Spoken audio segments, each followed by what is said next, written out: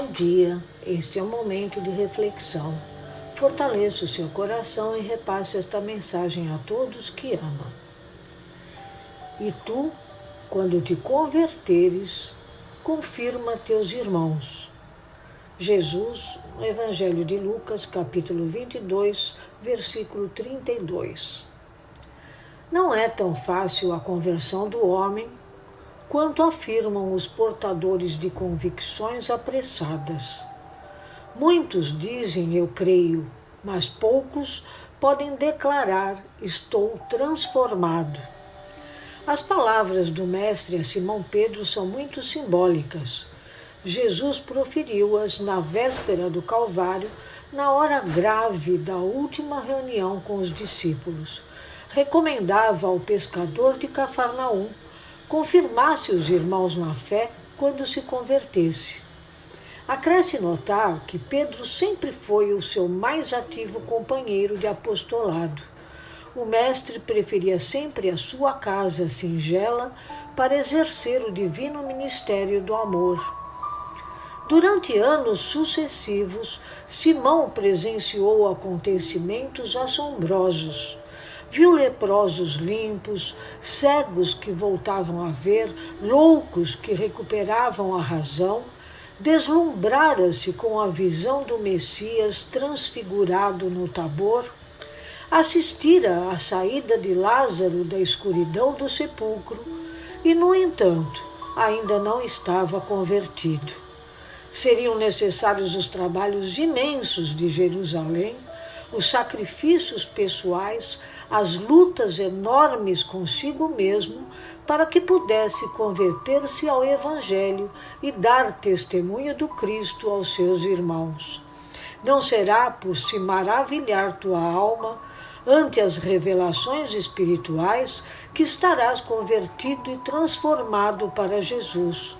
Simão Pedro presenciou essas revelações com o próprio Messias, e custou muito obter esses títulos.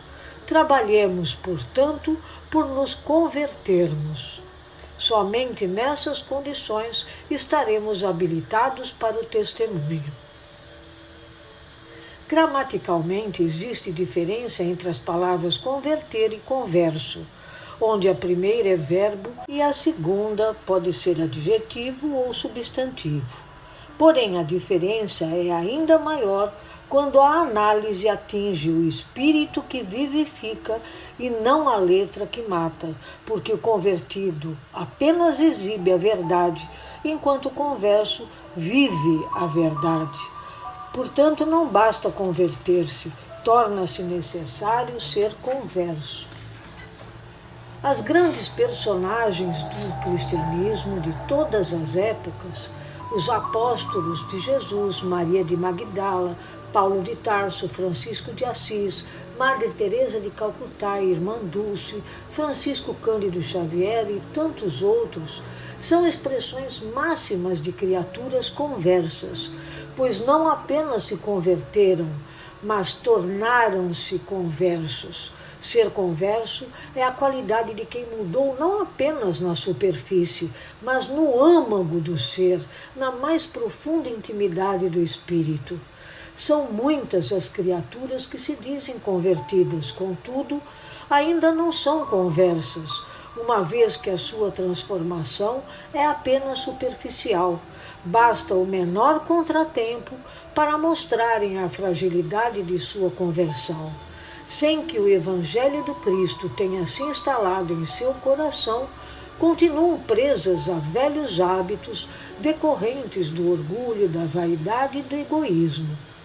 Entretanto, nos ensina Kardec no Evangelho segundo o Espiritismo, capítulo 24, item 4, que, do mesmo modo que as gerações têm sua infância, sua juventude e sua idade madura, cada coisa deve vir a seu tempo, e o grão semeado fora da época não frutifica.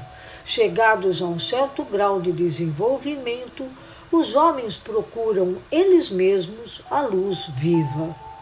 Todo indivíduo está fadado a atingir a perfeição. Não importa quanto tempo possa levar, por quantas reencarnações ainda terá que enfrentar os cadinhos da transformação, como nos faz recordar Emmanuel nesta lição, das lutas enfrentadas por Simão Pedro para que pudesse cumprir a vontade do Cristo, explícita no versículo citado. E tu, quando te converteres, confirma a teus irmãos, ou seja, converta-se, transforme-se, para de mim dar testemunhos a seus irmãos.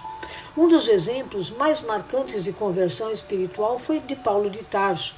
Personalidade fria, radical e por vezes cruel, em nome da lei dava vazão aos impulsos mais indesejados, como a intolerância, o orgulho, a prepotência, a vingança e o ódio na perseguição dos cristãos.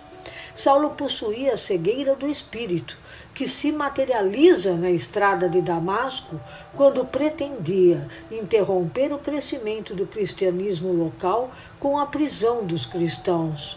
E diante da imensa luz irradiada pela presença de Jesus, ao ouvir a sua voz, questionando: Saulo, Saulo, por que me persegues? Ele é virado do avesso. Não encontrando justificativa em si mesmo, aquela crença e determinação na suposta verdade que sustentava cai por terra, dando lugar ao desejo de uma nova orientação que o posiciona no limiar da mudança, da transformação. O Cristo desperta o que estava adormecido, convertendo Saulo, o homem velho, em Paulo, o apóstolo dos gentios, o semeador da boa nova, dando o seu testemunho quando diz: desde agora ninguém me moleste, porque trago em meu corpo as marcas do Senhor Jesus. Carta de Paulo aos Gálatas, capítulo 6, versículo 17. É evidente que sua transformação não ocorreu naquele instante. Paulo trilhou um longo caminho de lutas, conflitos íntimos, sofrendo rejeição de seu próprio povo. Foi humilhado, maltratado, sofreu duros castigos e encerrando sua passagem pela terra como um espírito fiel à doutrina do Cristo, um converso. Quanto a nós, será que já encontramos a nossa estrada de Damasco? Quanto já absorvemos dos ensinamentos de Jesus? Até que ponto estamos prontos para dar testemunho do seu Evangelho? Estaremos prontos quando pudermos identificar em si mesmo as marcas do Cristo, notadas em todos aqueles que definitivamente se converteram, quais sejam: a prática do bem sempre, desapego material, humildade, renúncia de si mesmo, amor e fidelidade incondicional ao Criador. Quando nossa vida estiver pautada por essas virtudes do Cristo, poderemos enfim repetir as palavras do apóstolo dos gentios: já não sou eu mais que vivo, e sim o Cristo que vive em mim. Carta aos Gálatas, capítulo 2, versículo 20.